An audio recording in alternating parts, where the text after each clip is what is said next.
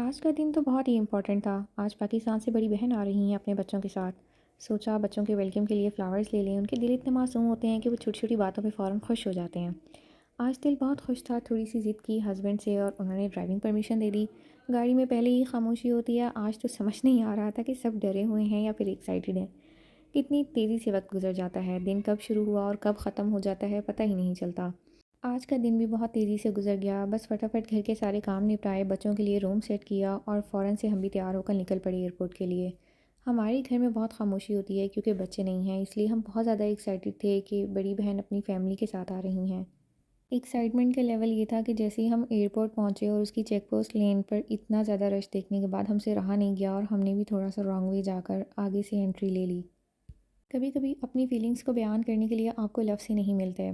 बचपन हम सब बहनों का यहाँ इकट्ठे गुजरा और अब शादी के बाद अपनी अपनी फैमिलीज़ के साथ यहाँ पर एक बार फिर से इकट्ठे होना और उम्रा के लिए जाना और अपने बचपन की यादों को रिवाइज़ करना, बस समझ ही नहीं आ रहा था कि क्या फीलिंग्स हैं।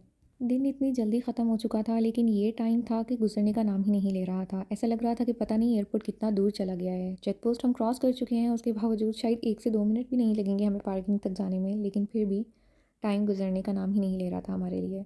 हम ऑनलाइन चेक कर चुके थे, फ़्लाइट लैंड हो चुकी थी और अब हमें यही था कि वो बहुत जल्द एयरपोर्ट से बाहर आ जाएँगे और बच्चों को रिसीव करने की खुशी इतनी ज़्यादा थी कि बस उनको देखकर जल्दी से गले लगा लें।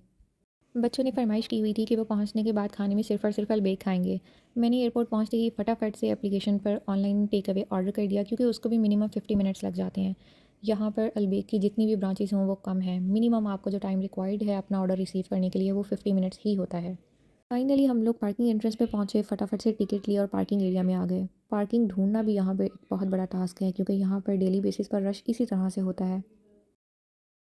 पार्किंग हमें थोड़ी दूर मिली लेकिन हमने डिसाइड किया कि गाड़ी पार्क करते हैं, टाइम वेस्ट नहीं करते और फटाफट से एयरपोर्ट की तरफ चलते हैं। हम अभी गाड़ी से उतरे ही थे कि पीछे वेंचर खड़ी थी और हमें उसने डरा दिया। हमें लगा कि शायद हमने गाड़ी गलत पार्क कर दिया, लेकिन वो किसी और ने गलत की थी।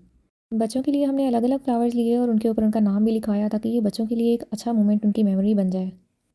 एयरपोर्ट के अंदर आते ही एनर्जी और एक्साइटमेंट लेवल इतना बूस्ट हो गया था कि बस कहीं न कहीं से बच्चे नज़र आ जाएँ, समझ ही नहीं आ रहा था। थोड़ा-सा वेट किया और जैसे ही बच्चे नज़र आए, लाइन का भी ख़्याल नहीं किया, फ़ौरन से उन्हें गले लगा लिया। अपने जिगर के टुकड़ों को लेके अब हम घर जा रहे हैं क्योंकि मामा-पापा भी बेसब्री से इंतज़ार कर रहे हैं। अल्लाह पाक का लाख-लाख शुक्र है, आज का दिन भी बहुत अच्छा गुज़रा। मिलते हैं आपसे नेक्स्ट व्लॉग में।